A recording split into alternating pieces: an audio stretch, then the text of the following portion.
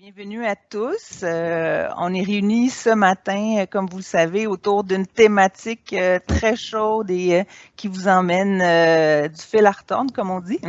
Je me présente, Catherine Hauschild. Je suis nouvellement arrivée chez Entrechef PME depuis quelques mois. Vous avez pu, j'imagine, constater là, les nombreux changements qu'on vous a annoncés les membres d'Entrechef PME, le nouveau groupement des chefs d'entreprise. Je ne sais pas s'il y en a qui avaient manqué la nouvelle. On réalise que ça fait quand même juste un mois qu'on a fait la transition vers Entrechef PME. C'est le premier webinaire, en fait, qu'on fait avec le nom Entrechef PME. C'est le dernier de cette année, mais on vous prépare là, pour 2022 une programmation de webinaires, puis on va prendre le pouls justement pour mieux connaître vos besoins. Ce webinaire-là s'inscrit, là, on a vraiment fait action-réaction. Le thème était tellement chaud. Les accompagnateurs nous ont dit que ça se discutait beaucoup. J'imagine que vous avez eu l'occasion d'échanger en club sur cette thématique-là. Donc, nous y voici ce matin avec ce thème chaud. On a été voir nos spécialistes, nos experts, donc PCI Rémunération Conseil, qui font partie du réseau d'experts d'Entrechef PME pour ceux qui n'avaient pas eu l'occasion d'être en contact avec eux. Ils nous ont préparé une belle conférence d'une 40aine de minutes. On a regardé ensemble justement les différentes thématiques qui pourraient être d'intérêt pour vous, puis on a gardé un bon moment à la fin pour échanger, pour que Marc et Mélissa puissent répondre à vos questions. Et puis, les questions à ce moment-là se prendront, soit que vous les mettiez dans le chat pendant la conférence, puis on va lire les questions dans le chat par la suite, ou si pendant la période de discussion, tout simplement lever la main. Je précise que le webinaire est d'une durée d'1 heure. On va avoir 40 minutes de présentation avec nos deux conférenciers, puis on garde un bon 20 minutes là, pour les échanges, les questions. Les questions vont être posées, vous pouvez les poser dans le chat au fur et à mesure de la présentation, puis aussi pendant la période de questions, vous pouvez tout simplement utiliser en haut l'icône de lever la main. Et puis, donc, j'étais rendue à vous présenter nos deux conférenciers de la matinée. Donc, je commence en vous présentant Mélissa Allard, qui cumule plus de 13 années d'expérience. Elle a débuté sa carrière au sein d'Ubisoft, où elle a vite progressé en occupant diverses fonctions reliées à la formation, à la gestion des ressources humaines et à la rémunération.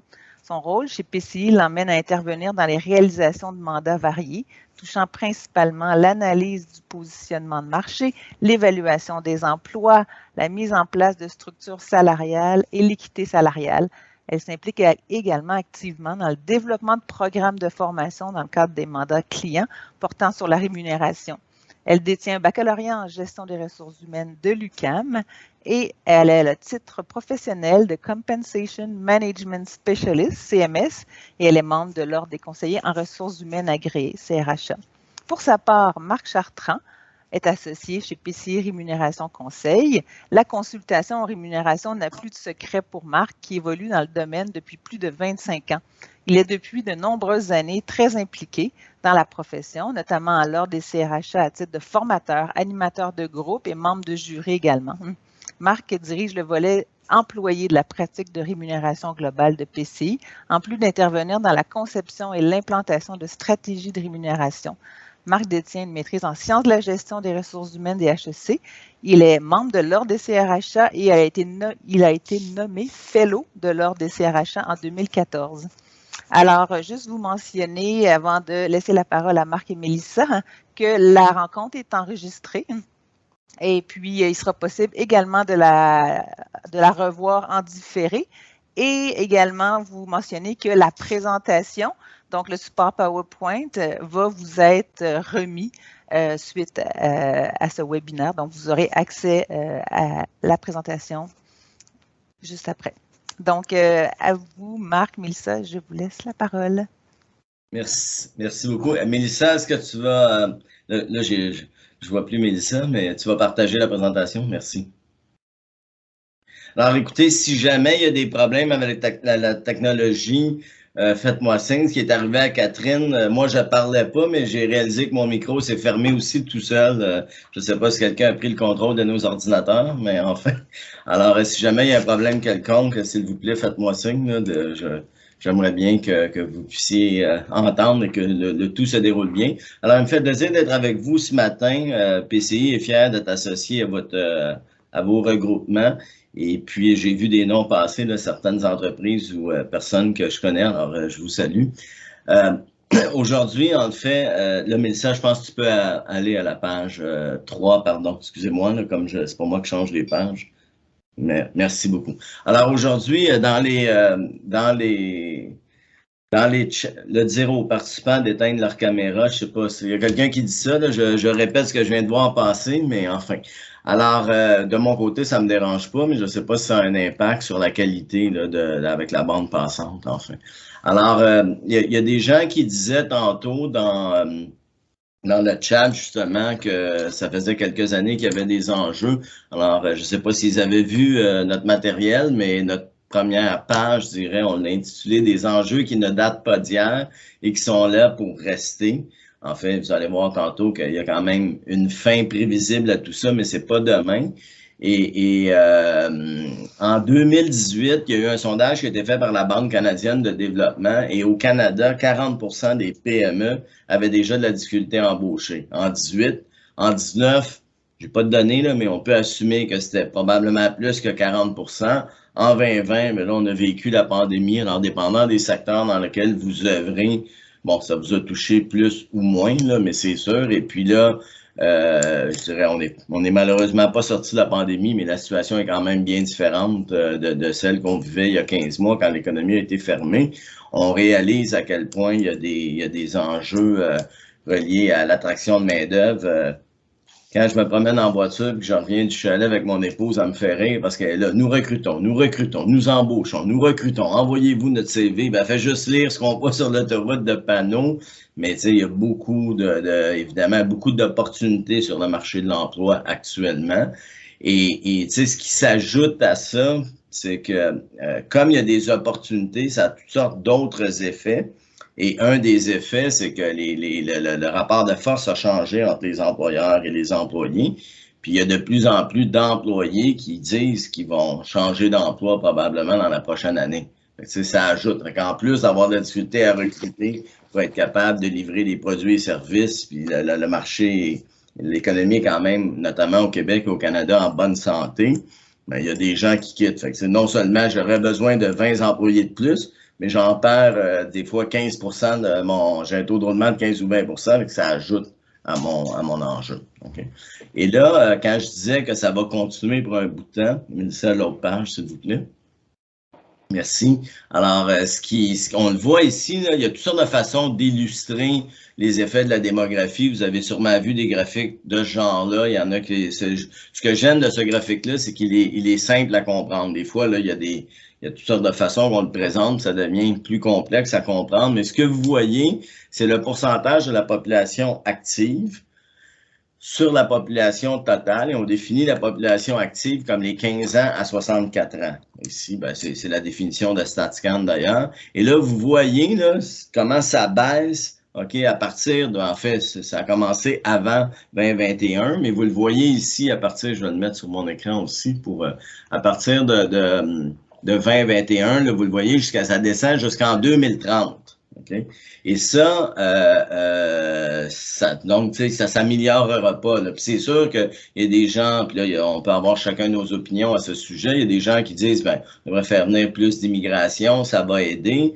Mais c'est sûr que ça peut pas nuire, là. Mais en même temps, si vous faites venir plus d'immigration, ça prend plus d'écoles, ça prend plus d'éducatrices en garderie si les gens ont des jeunes enfants. Fait en même temps, oui, ça aide, mais ça aussi crée de l'activité qu'il faut être capable de s'en occuper aussi. Fait qu'il y a rien.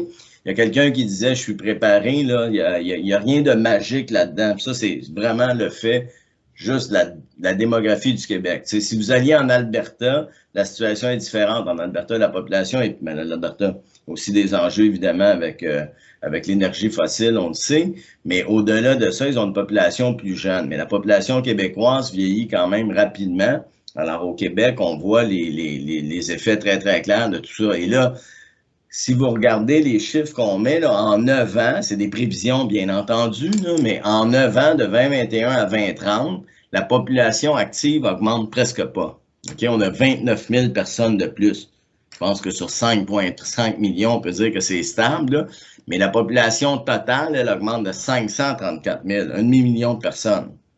Fait que ça, c'est aussi l'autre effet, c'est qu'il y a de plus en plus de gens qui vont se retirer ou qu'on veut garder sur le marché du travail après 65 ans, là, mais en même temps, il ne faut pas être utopique. Là. Il y a des gens en santé, puis il y a des gens qui puis il y a des environnements de travail qui sont plus difficiles parfois. Fait que le point sans trop s'étaler longuement, c'est que c'est sûr que ce qu'on vit maintenant, c'est pas un problème temporaire, c'est vraiment un problème là, qui va durer une dizaine d'années. Puis après ça, ça va se corriger graduellement, mais vous voyez quand même qu'en 2000, si vous regardez en 2039, là, vous êtes à 62 %. Fait que c'est pas comme, c'est fini en 2030, ça va remonter vitesse grand V. Là. Ça remonte, mais ça remonte plus lentement que ça descend.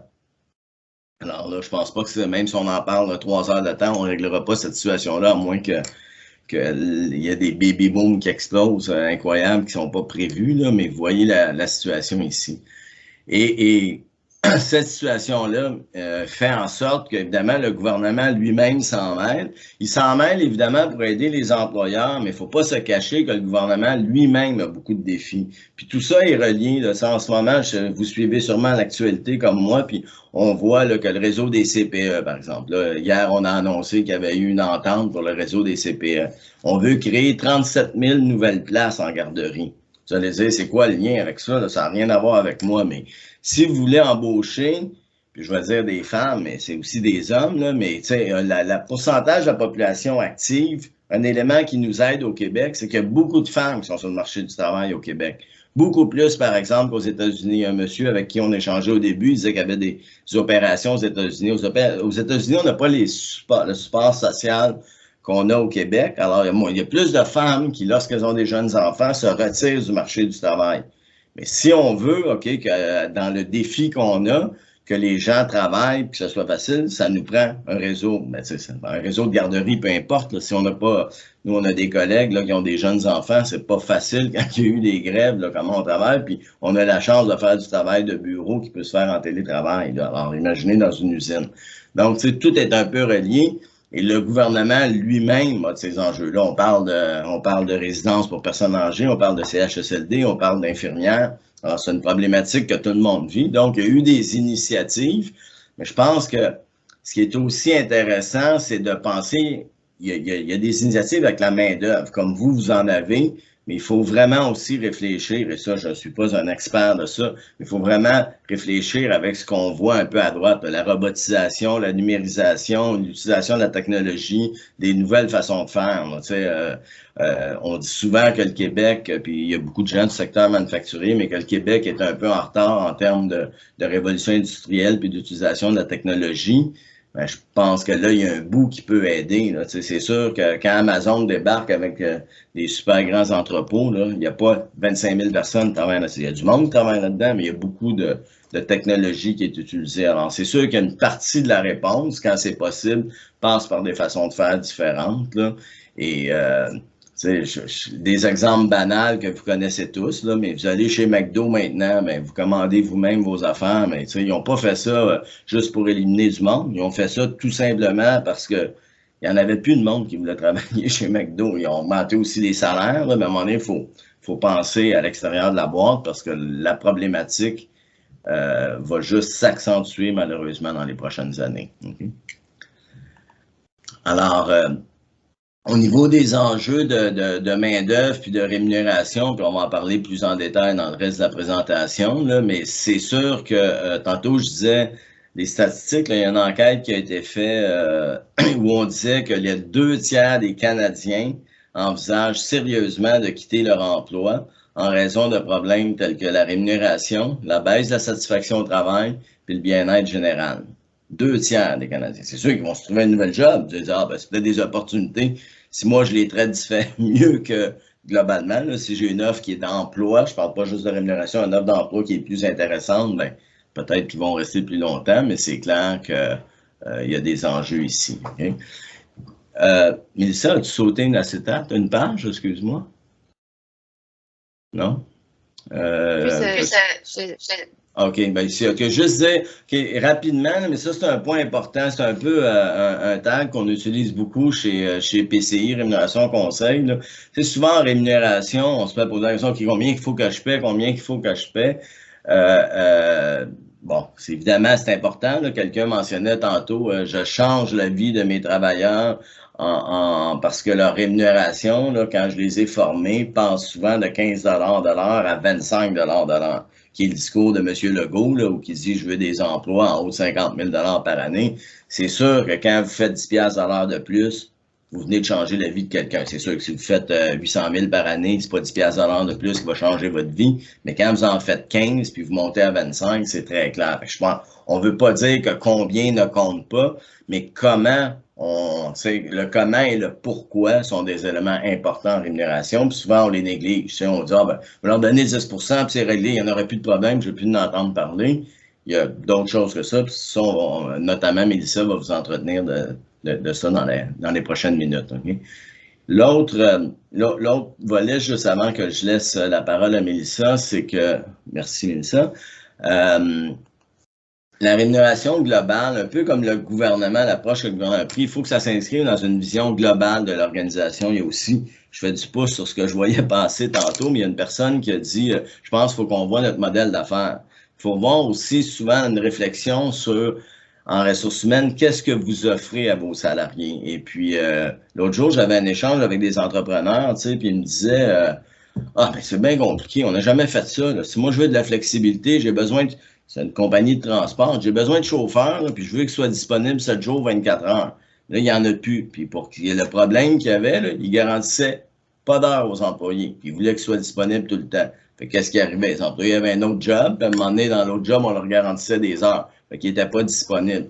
C'est sûr que c'est plus compliqué pour cet employeur-là de dire je vais garantir des heures, je vais les occuper, je vais faire mes horaires, je sais pas les besoins de ma clientèle. C'est sûr que c'est plus compliqué de gérer comme ça. Il n'y a personne qui va dire que c'est plus simple, mais c'est quoi l'alternative? À un moment donné, là, il y avait des lignes, c'est des transports d'humains, de personnes, là, mais des lignes de transport, ça roulait pas. Puis là, ils rencontraient pas leurs ententes contractuelles, il y avait des pénalités. Ton alternative, à un moment donné, tu vas arrêter d'être en affaires. Alors, il faut penser autrement.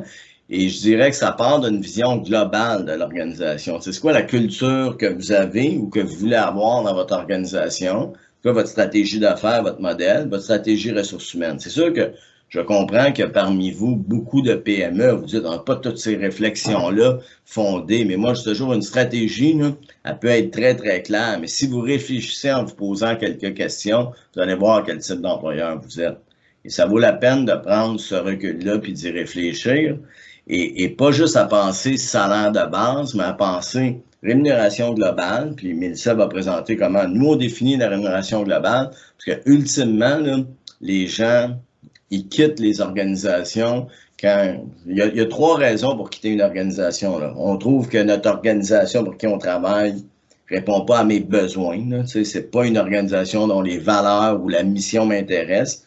On quitte, et ça c'est le plus vrai, on quitte parce qu'on a un patron ou une patronne ou un supérieur avec qui on s'entend pas très bien, ou on quitte parce que la job n'est pas intéressante. Fait qu'essayons de dire, on est-tu capable d'avoir une organisation qui se distingue, OK, soit dans ce qu'on fait ou comment on le fait, ou comment on gère dans nos valeurs, avoir des gens qui sont formés, des gestionnaires formés puis attentifs au fait de gérer du monde. C'est pas des robots, c'est pas des machines. Puis si on est on n'est pas des bons gestionnaires, puis ça augmente notre taux de roulement, ça crée des problèmes à toute l'organisation. Puis finalement, avoir des jobs qui sont intéressants dans la mesure du possible. Et ça, ça devrait permettre, évidemment, on dit d'attirer, de mobiliser, de retenir le monde. Puis là, c'est une roue qui tourne. On le fait une fois, là. Puis il y a des choses avant qu'on faisait, on disait, ça devrait être un bon programme pour 5-6 ans. Bien, peut-être que ces temps-ci, on le fait cette année, on fait un diagnostic, on fait du fine-tuning l'année prochaine, puis c'est parce que, tu sais, puis je sentais quand les gens tantôt s'exprimaient, c'est dire, quand je suis prêt à vivre une situation difficile, puis il va falloir que je m'investisse pour la résoudre, mais ça veut dire qu'on va se pencher là-dessus plus d'une fois, là. Puis peut-être, dépendant comment vous êtes passionné ou non par la gestion des personnes, mais peut-être trop souvent à votre goût, mais il va falloir que ça soit une préoccupation, vous allez devoir vous intéresser à ça, là, forcément. Là, alors, par contre, c'est quoi les avantages que vous avez comme PME? Je pense que ça se résume en 3 mots. Flexibilité, agilité, proximité. Okay? Si vous êtes en compétition, tu sais, des fois, on dit, ah, c'est une PME, j'ai moins de moyens, mais vous êtes beaucoup plus... Prendre une décision dans une organisation comme les vôtres, là, c'est généralement pas mal plus simple que de prendre une décision chez ArcelorMittal ou chez Rio Tinto Alcan ou à la Banque de Montréal. Alors, vous avez cette flexibilité-là, cette agilité-là. Vous êtes près de vos employés. En tout cas, vous devriez être près de vos employés. Je suis persuadé que vous l'êtes. C'est un autre gros atout aussi. Quand les gens disent, mais là, moi, je suis un employé d'usine, là, mais entre moi, là, puis le dirigeant, là, il y a 2 paliers. Puis je le vois tous les jours, puis il me connaît par mon nom. Ben, quand vous êtes à la Banque de Montréal, vous êtes peut-être content si le directeur principal vous connaît par votre nom, là, dépendant de votre rôle. Fait que, vous avez ça, ce sont des avantages importants parce que ça permet d'être évidemment plus créatif rapidement, puis de créer des liens entre les employés qui font qu'ils se sentent mieux considérés. Mais il faut jouer sur ces liens-là, il faut évidemment se servir de ces forces-là au quotidien, là, parce que c'est un gros plus pour les entreprises. Je vais maintenant céder la parole à Mélissa pour les prochaines pages, puis je vais revenir dans la dernière section. Alors, Mélissa, vas-y. Oui, je m'entends en écho, je ne sais pas s'il y a des... vous m'entendez en écho ou il y a des micros d'ouvert. Ok, c'est mieux. Parfait. Donc, comme mon collègue l'a bien dit, là, quand on parle de rémunération globale, ce n'est pas nécessairement seulement le salaire de base. On peut le présenter en 4 grands volets. Où chaque volet là, a un rôle principal et un rôle secondaire.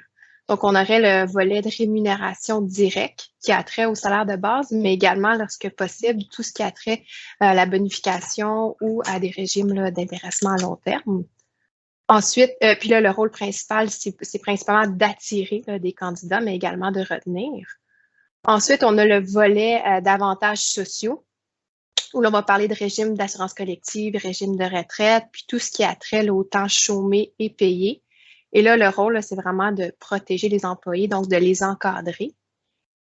Plus bas, on a l'environnement de travail qui est en lien, là, comme on l'a dit plus tôt, avec la culture puis le climat de votre entreprise. Puis ça a trait à toutes les conditions de travail. Et là, le but principal, le rôle principal, c'est vraiment de retenir nos employés.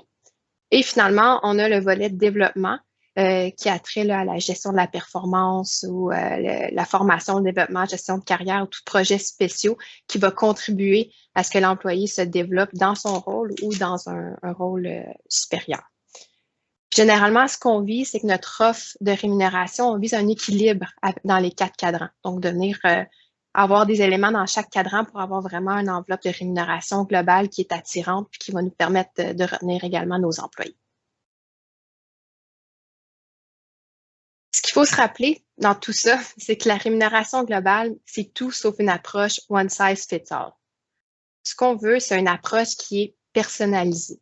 Pour arriver avec une approche personnalisée, ça peut paraître évident, mais il faut se poser la question, connaissons-nous bien notre main-d'œuvre? Donc, afin de s'assurer qu'on connaît bien notre main-d'œuvre, en premier lieu, ce qui pourrait être intéressant, c'est de dresser un portrait des caractéristiques de notre main-d'œuvre. Donc, c'est quoi, par exemple, l'âge moyen, le sexe, la portion homme-femme dans l'entreprise, les différentes fonctions qui se retrouvent. On a des emplois plus de production, professionnel, soutien, cadre, le niveau d'éducation, la situation géographique par rapport au lieu de travail. Est-ce que nos employés sont éloignés du lieu de travail? Est-ce qu'ils sont proches? La situation familiale. Bref, toutes des caractéristiques qui sont propres là, à notre main-d'œuvre. Toujours en gardant en tête là, que les besoins des employés peuvent varier en fonction de leur cycle de vie, leur modèle familial puis leurs préférences. Donc, d'une prime abord, c'est de prendre un pas de recul puis de dresser ce portrait-là. Puis ensuite, de prendre le pouls des besoins de nos employés, puis d'aller, comme on l'a dit, vous avez la proximité là, en tant que PME, mais d'aller chercher, ça peut être via des sondages, mais ça peut être via aussi l'entremise de vos gestionnaires. C'est quoi les attentes de vos employés? C'est quoi leurs besoins? C'est quoi qu'ils demandent? Donc, de vraiment s'assurer qu'on a bien compris les besoins de notre main-d'œuvre, puis qu'on a dressé un bon portrait qui est représentatif. Et là, à ce moment-là, on est en mesure de vraiment personnaliser notre offre de rémunération. Puis quand on dit personnalisé, mais ça peut être personnalisé, bien sûr, en fonction de votre culture, de ce que vous voulez dégager comme entreprise, mais également, ça peut être personnalisé en fonction des catégories d'emplois qu'on retrouve. Donc là, ça peut être un peu différent, par exemple, pour des emplois de production où il est nécessaire d'être sur les lieux de travail, puis un peu différente là, pour, par exemple, des emplois de professionnels où là, on voit le télétravail qui est possible, etc.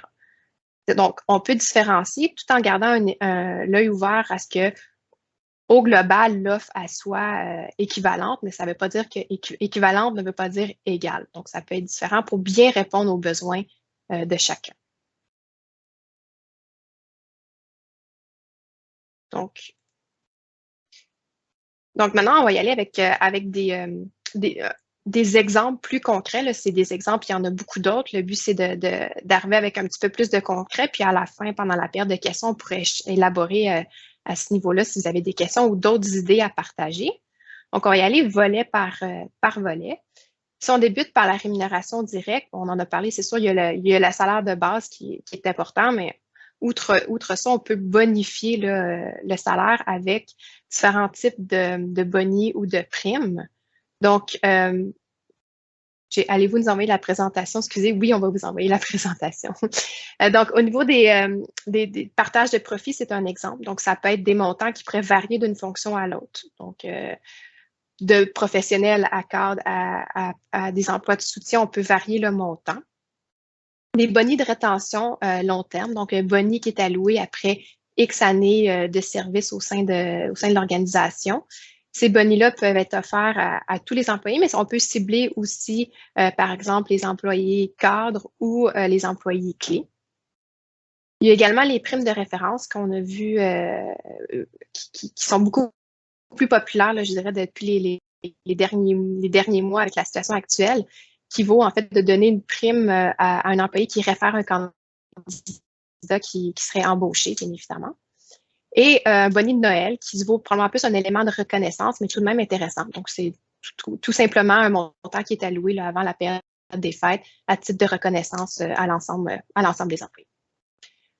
On ne va pas développer là-dessus. Là. Il faut garder en tête que tout ce qui est incitatif là, à valeur pécuniaire, là, ça a aussi il faut faire attention à la portion fiscalité. Là. Donc, c'est sûr que ça a des impacts au niveau des impôts.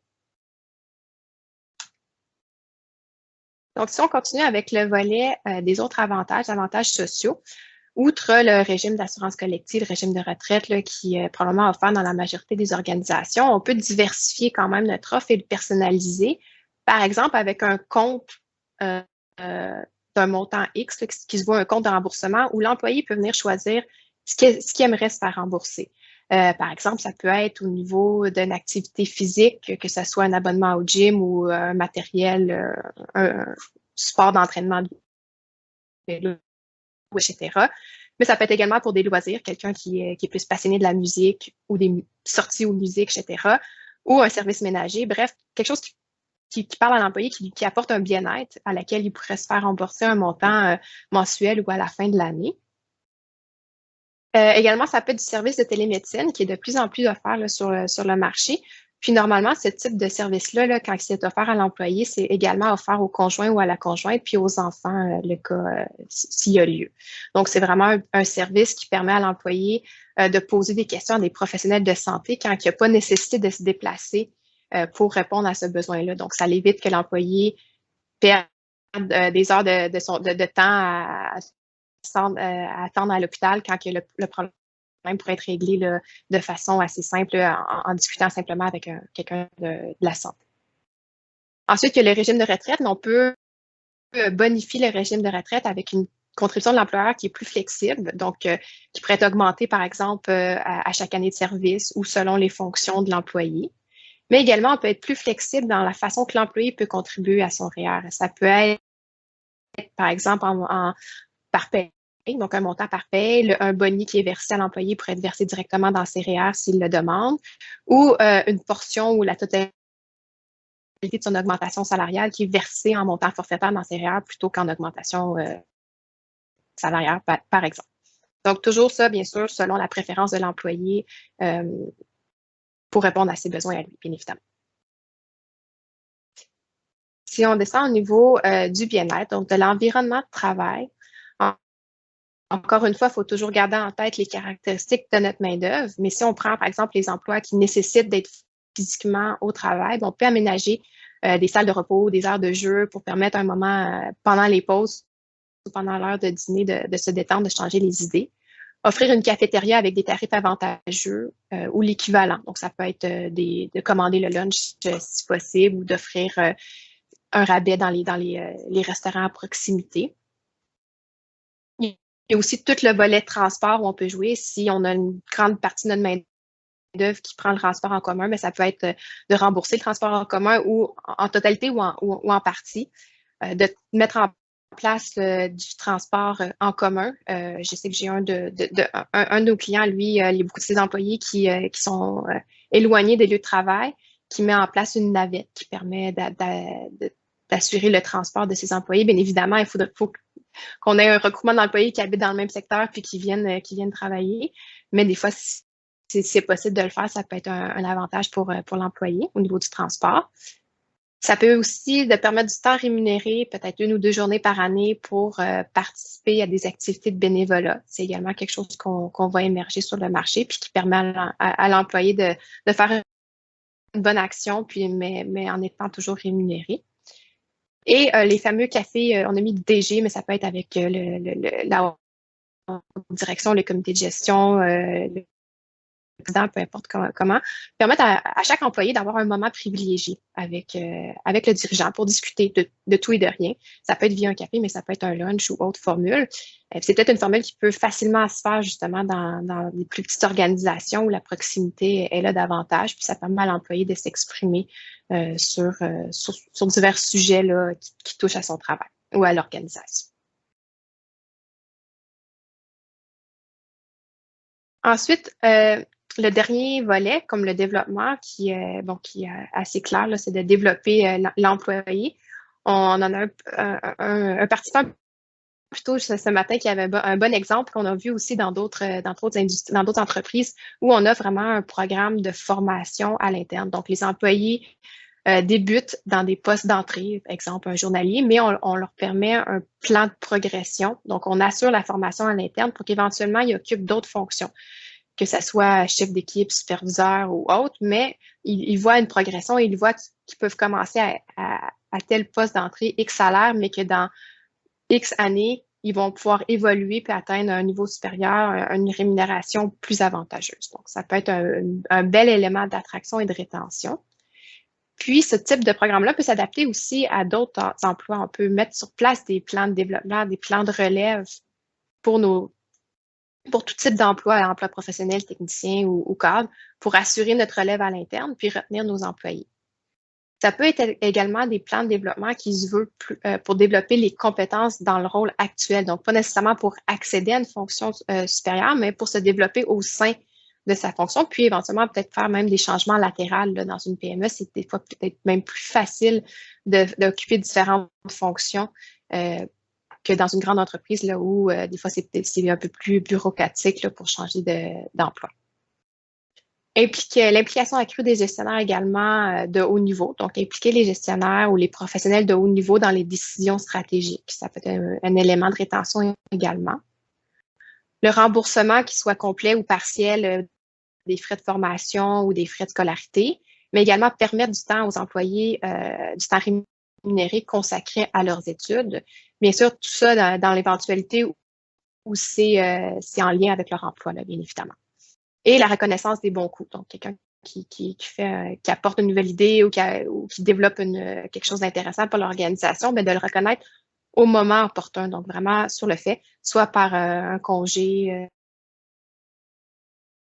bonier ou une sortie quelconque, quelque chose qui est personnalisé pour l'employé. Donc, ça fait le tour des idées. C'est pas les seules idées. C'était pour vous donner quelques idées, mais on pourrait développer plus tard là, pendant la période de questions ou par après, là, si vous avez d'autres idées. Qu'est-ce qu'il faut garder en tête, c'est bien que la rémunération, ça joue bien évidemment un rôle très important au niveau de l'attraction et la rétention. C'est pas la seule réponse.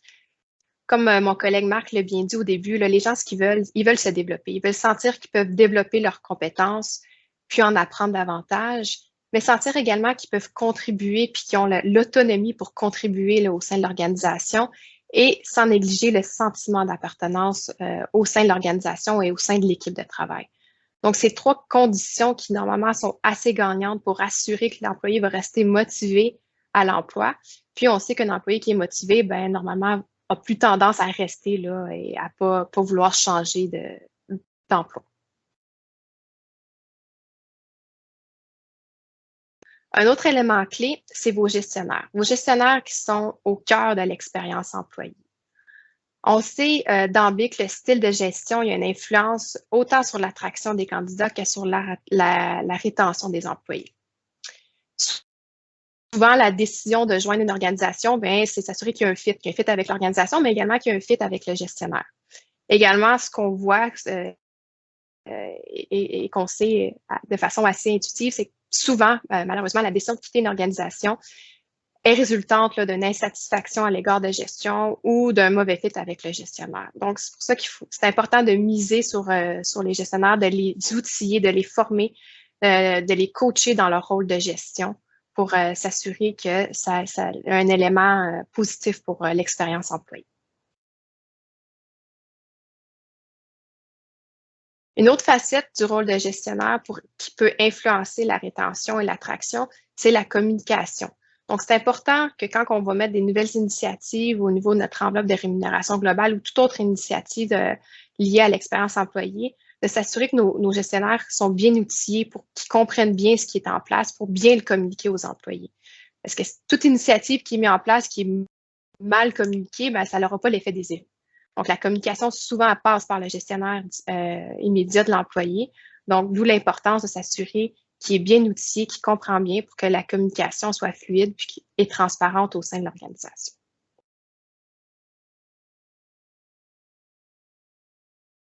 Donc, je vais laisser Marc poursuivre et conclure la rencontre. Puis après ça, on aura la chance d'échanger pendant la période de questions. Alors, je reviens en principe, il reste 3-4 minutes, alors je vais accélérer un petit peu.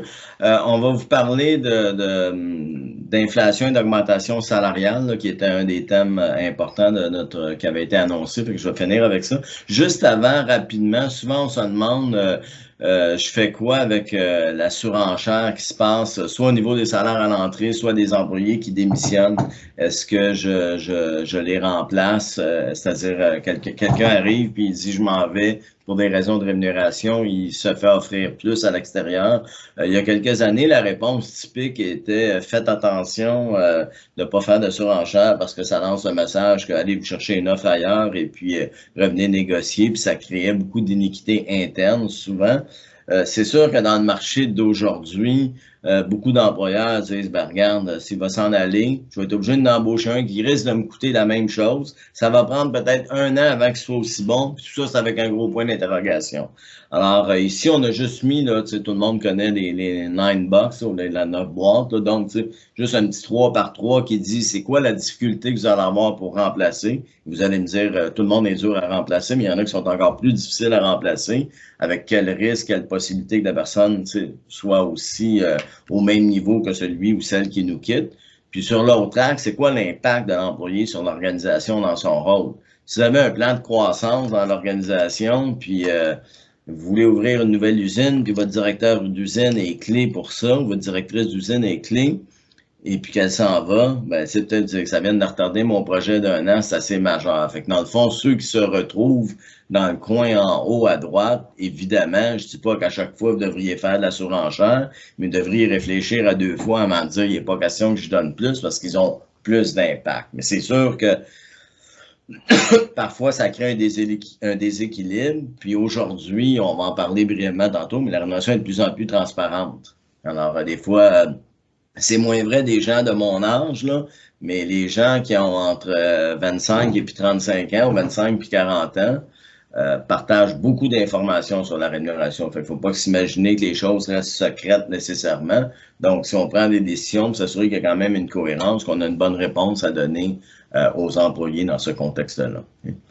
Un autre élément là, en jeu là, rapidement qu'on souhaitait aborder avec vous, c'est où est-ce que vous vous positionnez en matière de rémunération. Puis ici, là, le mot n'est pas là, mais gardez à l'esprit quand même rémunération globale.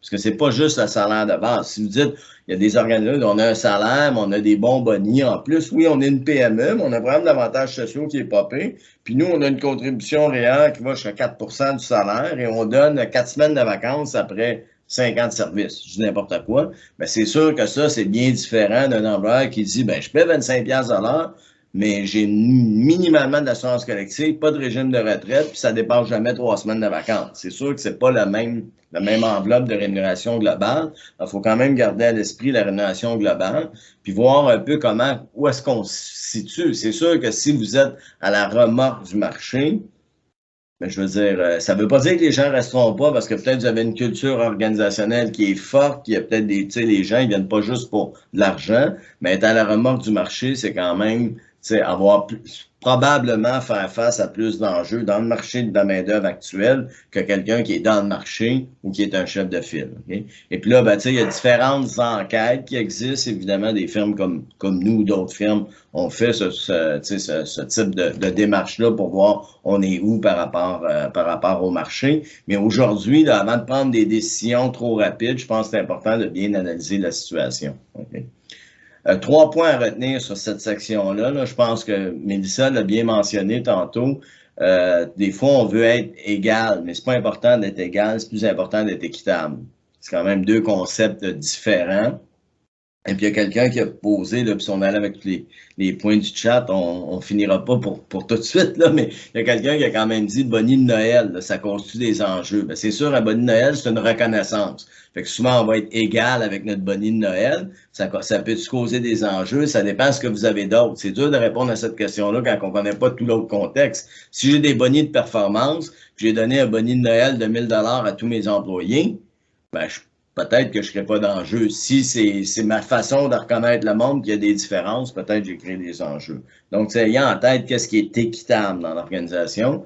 Évidemment, à un moment donné, vous êtes des dirigeants, des dirigeantes, vous prenez des décisions à tous les jours. À un moment donné, il faut les assumer avec des effets positifs, mais aussi des effets, des fois, qui sont moins souhaitables. Tu sais, moi, je dis souvent à la blague, là, mais c'est pas une blague qui est drôle. J'ai dit, dites-nous avec quel problème vous êtes prêts à vivre, puis on va vous trouver la solution. Il n'y aura jamais de solution parfaite, il y aura toujours deux, mais il faut assumer les choix qu'on fait. Puis, il faut garder à l'esprit de la transparence. L'époque là où la rémunération est secrète, je vais lui donner un petit boni, les autres ne le sauront pas, ou un gros boni, ou je vais faire un arrangement spécial. Ça se peut que ça reste secret. Mais vous êtes mieux d'assumer. Si ça se sait, j'ai une réponse à ça. Puis pas qu'on a à défendre comment on paye tel employé. Là. Ça, je pense pas, je suis pas en train de vous dire si quelqu'un vient dans mon bureau et me parle de la rémunération de Mélissa, je vais te chercher à la défendre avec les autres collègues. Je parlerai pas de ça. Mais j'ai-tu des réponses intelligentes sur les principes qui m'ont guidé pour prendre mes décisions? Alors, au niveau d'inflation et d'augmentation salariale, évidemment, un thème, je dirais, assez préoccupant ces temps-ci. Avec tout ce qui se passe, là, l'inflation, premièrement, là, ça fait jusqu'à il y a 3 semaines, même 2 semaines, les économistes, la Banque du Canada, la Fed aux États-Unis disaient que l'inflation était temporaire, de pas trop se préoccuper, ça allait se régler. Tout à coup, depuis 2 semaines, ça a commencé avec la Fed, ça a été confirmé aussi hier par d'autres. Les banques commencent à dire la même chose. C'est peut-être pas aussi temporaire que ça. Il y a personne qui dit que ça va durer 20 ans, puis pour ceux qui ont connu les années 80-90, là, personne dit qu'on s'en retourne là. Mais les 4-5% qu'on voit en ce moment, ça va peut-être durer une année, ça va peut-être durer un autre 8 mois. Et là, ça fait déjà, la dernière fois que l'inflation était à moins de 2% au Québec, là, quand on fait mois sur mois pour une année, c'était en février dernier. En mars, c'était 2 points quelque chose, là, mais en février, c'était 1,8. Mais ça n'arrête pas de monter. Puis comme vous le savez, aujourd'hui, on se retrouve à autour de 5% au Québec. Là. Ça fait ça fait 3 mois qu'on est autour de 5 là, au Québec. C'est sûr que quand vous regardez les augmentations de salaire qui ont été annoncées l'été dernier ou à l'automne par les différentes firmes dont la nôtre, ben, on parle souvent, il y a des nuances, puis je vais en faire tantôt, mais on parle de 3%. C'est sûr que si l'inflation est 4,5, vous dites j'ai un budget de 3, puis mes meilleurs, je vais leur donner 5. Ben, c'est sûr qu'on n'est pas affecté par l'inflation. Je ne partirai pas de discours économique là, de la même façon. Ça dépend de votre niveau de revenu, comment vous vivez, etc. Mais reste que dans l'image des employés, l'inflation est 5%. Quand je vais à l'épicerie, quand je vais mettre de l'essence dans ma voiture, si je n'ai pas de voiture électrique, je vois la différence. Là, alors, c'est sûr qu'on ne peut pas dire on va balayer ça du revers de la main. On donne 3% comme tout le monde donne 3%, puis on ne se casse pas la tête avec ça. Okay? Puis, il y a eu un sondage qui a été fait là, où on voyait que beaucoup d'employés étaient quand même préoccupés par le fait que leur salaire ne suivrait pas l'inflation. On disait ça n'arrivera pas, mais ça ne veut pas dire que là, des gens vont-tu se mettre à aller chercher d'autres emplois ailleurs. En se disant, dans le fond, ils ne me l'ont pas permis, mais si je me cherche un job, je peux faire 5 000 $ de plus, puis je vais récupérer. Fait qu'on est en train d'alimenter peut-être un taux de roulement, fait qu'il faut l'avoir à l'esprit.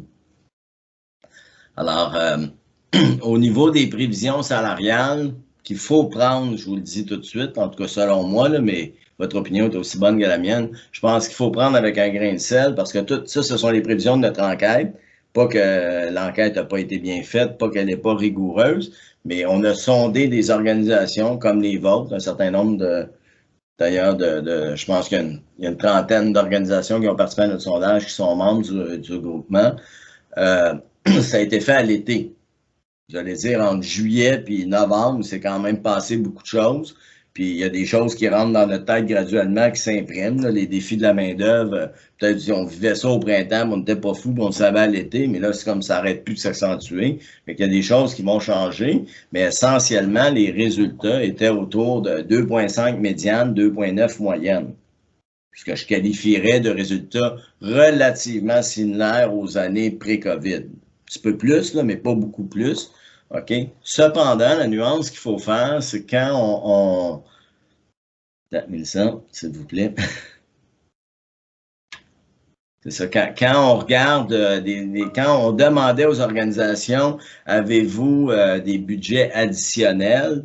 Ben, il y avait quand même 52% des organisations qui nous ont dit, en plus du budget général que je vous ai donné, pour reconnaître certains cas particuliers, j'ai un budget additionnel. 52%. Ça n'avait jamais été aussi haut. Puis la moyenne, c'est sûr, la médiane était 1,5, la moyenne était 2,1.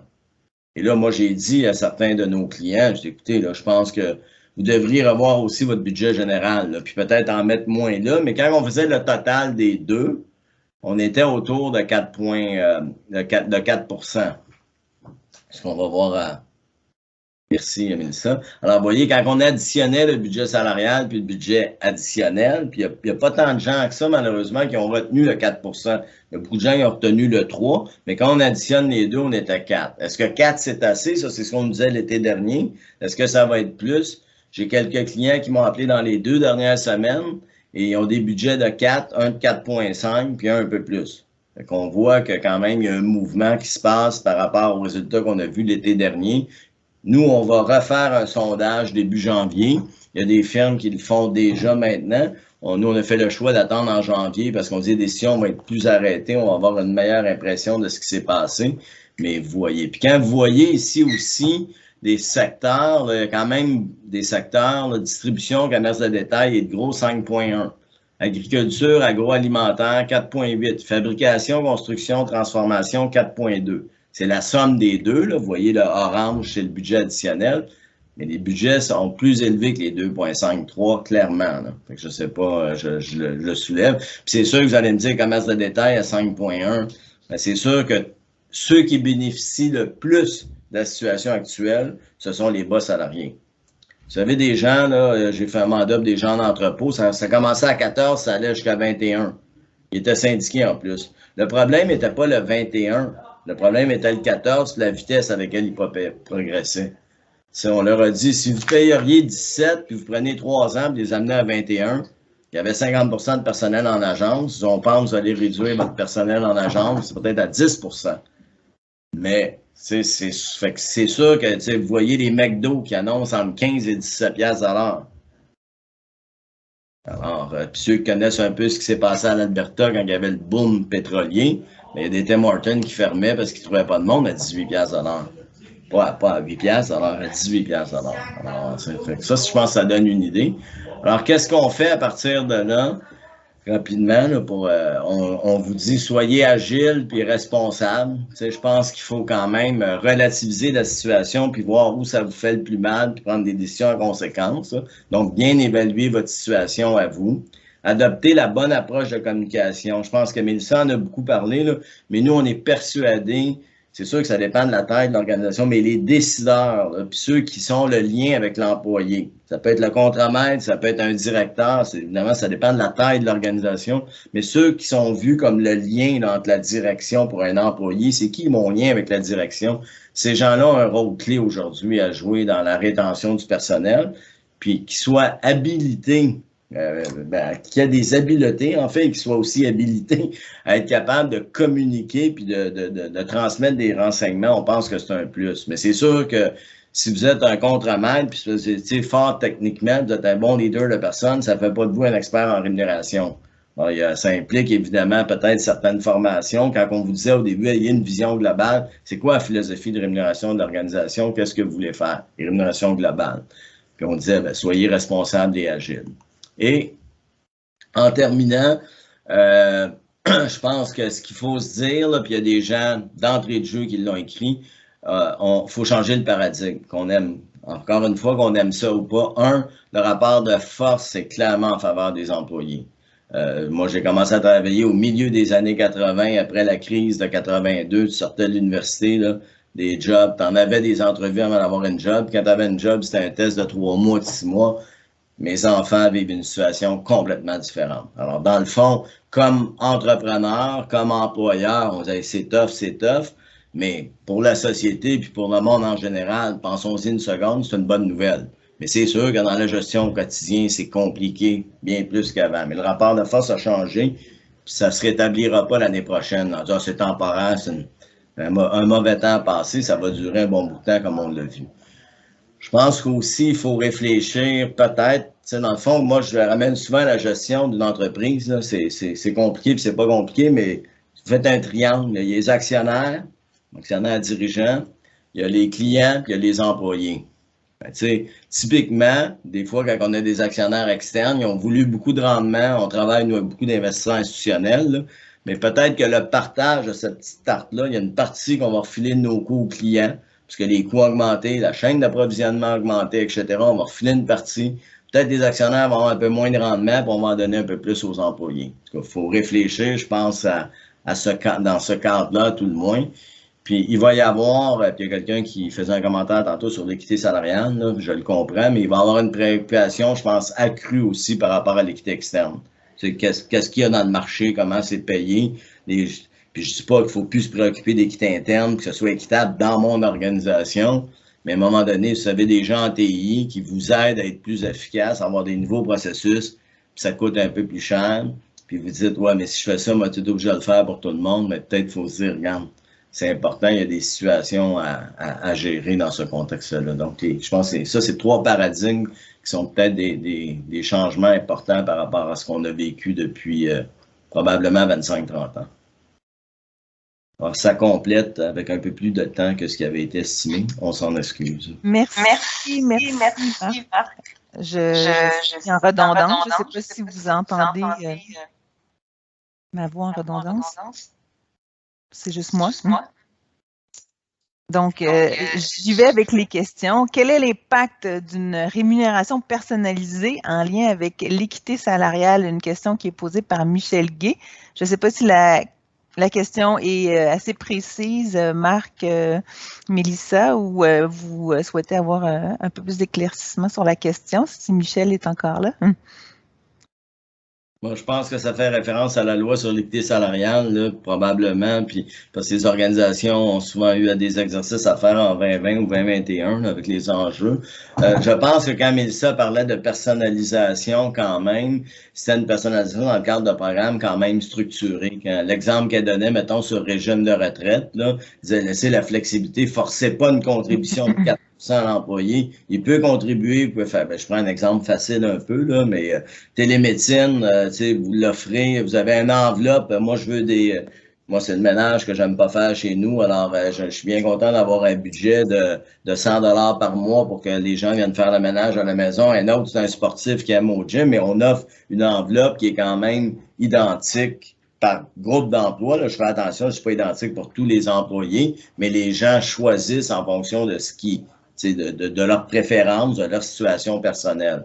Alors, parce que c'est vrai que cette question-là de personnalisation, elle peut créer des enjeux, je dirais, d'équité salariale, mais aussi d'équité point à la ligne là, dans l'organisation. Mais c'était pas ce que Mélissa exprimait, c'était plus d'avoir des programmes, mais laisser de la flexibilité aux employés pour qu'ils puissent choisir compte tenu de leur profil et de leurs préférences. OK. Juste rapidement, en fait, est-ce que vous avez une réponse à Daniel qui demande là, un ordre de grandeur des coûts de télémédecine pour environ 350 employés? Il y a eu des réponses d'Alexandre de 4-5 par mois. Est-ce que vous voulez rajouter quelque chose, Marc, Mélissa? Ben, je l'ai vu passer la question, je ne sais pas si Mélissa, tu as un chiffre en tête, parce que je suis en train de faire un mandat avec un client qui est dans le secteur de la télémédecine, puis je leur ai demandé combien ça coûtait, mais j'arrive pas à me rappeler le chiffre, mais tout ce que je peux dire, c'est que j'ai été surpris que ça coûtait pas très cher, contrairement à ce qu'on peut des fois penser à la face. Ça, c'est sûr que vous parlez des infirmières spécialisées qui peuvent faire des prescriptions, là. Vous n'avez pas toujours le médecin spécialiste devant vous, là, évidemment, là, puis à un moment donné, si votre cas est grave, on va vous référer. Mais j'étais quand même agréablement surpris en me disant, j'aurais pensé que c'était plus cher, mais là, j'ai comme l'impression qu'avec les 135 ou 150 personnes, il y a probablement des réponses plus précises que la mienne, là, mais c'est pas cher, non. Ben, c'est relatif, là, mais c'est pas très cher. Ça vaut la peine. Puis, pour ceux qui n'étaient pas au courant, en fait, il y a le groupement, le service collectif, groupement service collectif, qui offre aussi, si vous voulez vous informer directement auprès de groupement service collectif, à titre de membre, vous allez pouvoir avoir l'information à ce sujet-là auprès des services collectifs du groupement. Donc, je vais prendre une question aussi, une main levée. Donc, Daniel, si vous voulez aller avec votre question. Bonjour, je suis Danielle Dano, franchiseur. On gère un réseau de 50 franchisés. Certains nous demandent de baisser nos critères à l'embauche de nos entraîneurs. J'aimerais savoir si pour vous, c'est une solution. Quel est votre point de vue? Merci. En fait, ce qu'on observe aujourd'hui, là, mettons que je cherche un ingénieur, je comprends que c'est des entrepreneurs, peu importe la job, mais je cherche un ingénieur parce que Mélissa m'a quitté, elle avait 5 ans d'expérience, je paye 80 000 $ par année, puis Mélissa me dit j'ai eu un peu plus, puis bon, voilà les raisons pour lesquelles je quitte. Parce que là, les employeurs ont souvent deux choix dans le marché d'aujourd'hui. Ils gardent leurs 80 000, puis là, c'est pas quelqu'un qui a 5 ans d'expérience, quelqu'un qui en a 3, mais qui a du potentiel, mais qu'il va falloir former un plus, puis dire, il va falloir que je m'investisse dans la formation de cette personne-là pour l'amener au niveau de Mélissa. Ou, je vais payer 92, pour avoir ça, j'aurais peut-être payé ce qui revient à mon point de tantôt, 92 en gardant Mélissa, est-ce qu'elle serait restée? Mais peut-être, sûrement, les gens partent pas, en tout cas, ça dépend des niveaux de salaire, mais souvent, ils partent pas juste pour l'argent, il y a d'autres raisons derrière ça. Alors, pour répondre à votre question, c'est que si vous êtes obligé de baisser vos niveaux d'exigence pour attirer des gens, je vous dirais, c'est quoi l'impact sur moi qui va au gym puis qui veut un entraîneur qualifié? Là, je me retrouve avec quelqu'un, puis moi, tu sais, ça paraît pas juste à la blague, je suis un bon sportif, je connais ça, fait qu'il faut que quand on me parle, ce soit crédible. Fait que là, si vous dites, je vais être un peu inquiet dans certains cas, mais là, je vous dirais, vous avez probablement de la formation à faire. Vous allez peut-être embaucher des gens moins qualifiés. Puis c'était M. Tremblay, je pense, en tout cas Daniel, c'était son prénom dans tout, il disait, moi, j'ai parti une école, là, tu sais, une école, c'était des gens d'usine, mais ce que vous dites, il faudra que je mette davantage accent sur la formation. Et là, le danger, c'est que vous ne voulez pas être l'école pour vos compétiteurs. Tu sais, fait que oui, je le paye, j'ai baissé mes standards, je les paye comme ça, je les forme, puis après ça, ben, votre compétiteur, bon, on va lui donner 2 piastres à l'heure, il a été formé, il est bien formé, on le prend. Fait que c'est un peu, fait que oui, c'est une solution qui peut fonctionner, mais ayez la vision globale, les gens sont, à moins que vous faites comme dans l'armée, là, vous les formez, puis ils sont attachés pendant 2 ans, et juste en souriant, on sait bien que ça pourra pas fonctionner, ce que je viens de décrire. Alors, tu sais, fait que oui, il y a quelque chose d'intéressant là, mais faut le voir dans une perspective globale. Merci beaucoup. Donc, je vois le temps filer. On va prendre les 2 dernières questions ici qui sont dans le chat, puis peut-être une dernière là, s'il y a une autre main qui se lève. Donc, ça va être rapide. Le compte de remboursement au choix de l'employé, les remboursements de gym, services, ménagers, devient un avantage imposable pour l'employé. Oui. Oui. Et puis, est-ce que le fait de devenir une B Corp peut être réellement intéressant pour attirer de nouveaux talents dans le contexte actuel du marché de pénurie de main-d'œuvre? De devenir, pardon, de devenir B Corp, en fait, c'est une accréditation qui est de l'ordre de la responsabilité sociale d'entreprise. Okay. Donc, pour les jeunes, sans doute. Oui, c'est comme les entreprises en santé. Ben, c'est pas la même chose, là, mais je pense que Mélissa a un peu abordé ça, mais on a abordé beaucoup de choses rapidement. Là. Mais tu sais, c'est sûr, puis excusez l'expression anglaise, mais tu sais, purpose, là, les gens recherchent, tu sais, avec nous, moi je dis à la blague, nous, une entreprise de rémunération. On fait des programmes de rémunération. On espère aider des organisations, rendre la situation financière, etc. Là, mais vous me dites, on n'est pas en train de sauver la planète, on ne sauve pas des vies, on n'est pas des nouveaux programmes d'environnement. Il y a beaucoup d'organisations, tu sais, dont le purpose, entre guillemets, vous allez dire, qu'est-ce qu'on fait? Et une façon, tu sais, pour beaucoup d'entreprises, c'est de dire, oui, mais on vous donne des opportunités. Mélissa donnait l'exemple de faire du bénévolat tout en étant rémunéré. Je sais plus, c'est n'importe quoi. Une demi-journée par mois, on vous paye, vous êtes payé, vous continuez à être payé, vous allez faire du bénévolat dans une organisation de votre choix. Si, effectivement, vous dites B Corp, une entreprise en santé, des entreprises qui fournissent des dîners santé, en tout cas, peu importe. Moi, je pense que c'est toutes des plus. Qu'il faut intégrer dans une vision d'ensemble, encore une fois. Mais c'est certainement des bonnes idées là, qu'il faut, je pense, quand on dit sortir de la boîte, c'en est un bel exemple. Là, mais c'est pas de la magie non plus, mais c'est certainement un plus. Puis en fait, on peut terminer en fait avec le commentaire de M. François Beauvais. Je ne sais pas si vous êtes encore en ligne, François, si vous voulez prendre la parole pour un dernier commentaire. Oui, je suis en ligne. Écoutez, c'est peut-être la 4e ou 5e présentation là, que j'assiste qui va dans la même ordre de dire il faut donner, il faut être créatif, il faut augmenter les salaires, tout ça, mais écoutez, c'est un cercle vicieux dans lequel on embarque et ça n'amènera pas plus de travailleurs. Si toutes les entreprises du Québec élèvent de 5% leur salaire puis donnent la télémédecine, les heures flexibles, tout ce que vous voulez, là, ça va juste devenir la nouvelle norme. Les employés vont continuer de chercher de la job à gauche et à droite, puis d'essayer de trouver mieux, puis on n'aura pas plus dans nos entreprises. Donc, est-ce qu'il y a un nivellement à faire par certaines compagnies? Possiblement, mais c'est définitivement pas la solution à moyen et long terme. Merci. Mais je pense que les solutions, juste ce que je dirais là-dessus, les solutions, c'est sûr qu'ils passent pas juste par la main-d'œuvre, ça c'est clair. Mais en même temps, votre hypothèse, c'est que tout le monde va faire ça. Puis dans la vraie vie, on sait que c'est pas tout le monde qui fait ça. Et surtout, tout le monde ne l'exécute pas de la même façon. Je peux bien offrir tout ça, là, mais comment c'est géré? Mélissa et moi, on a un client, là, le salaire moyen est 19$ à l'heure, puis ils n'ont presque pas de taux de roulement. Il y a quelque chose qu'ils font bien. Au-delà de la paie. Tu sais, je pense qu'il y a ce qu'on offre, puis il y a comment on gère, quelle culture on a créée, comment on traite les gens, comment on est à l'écoute. Et je pense que ça, les organisations peuvent se distinguer. Mais effectivement, il ne va pas apparaître 1 million de travailleurs demain matin, peu importe les mesures qu'on fait. Là. Puis créer un travailleur, ça prend 20-25 ans. Ben, je dis ça à la blague, là, mais même si on met des enfants au monde demain, ils ne vont pas aller travailler dans nos entreprises demain matin. Tu sais. Donc, pour le mot de la fin, en fait, ça demande donc, comme vous disiez, l'avantage des PME d'être agile, d'essayer, d'innover, de bien connaître, en fait, aussi, comme vous disiez, Mélissa, au départ, les besoins de notre main-d'œuvre. C'était un bon signal. Des fois, on pense les connaître, des fois, c'est de retourner puis de redemander, de s'assurer que les besoins sont bien connus.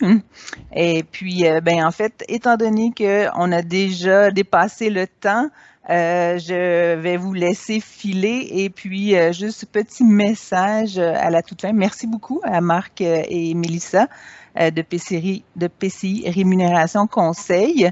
Si vous avez des questions qui surviennent suite au webinaire, n'hésitez pas à les contacter là, dans la présentation que vous allez recevoir par courriel. Donc, vous allez bel et bien recevoir la présentation. Vous aurez les coordonnées de Marc et de Mélissa.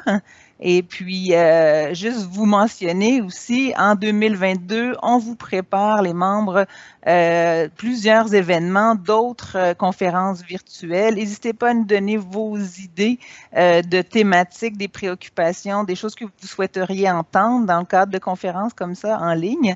Et puis, mettez déjà votre agenda le 27 et le 28 avril pour le retour d'un grand rassemblement en présentiel à Montréal. Donc, ça sera un rendez-vous qu'on est en train de vous préparer.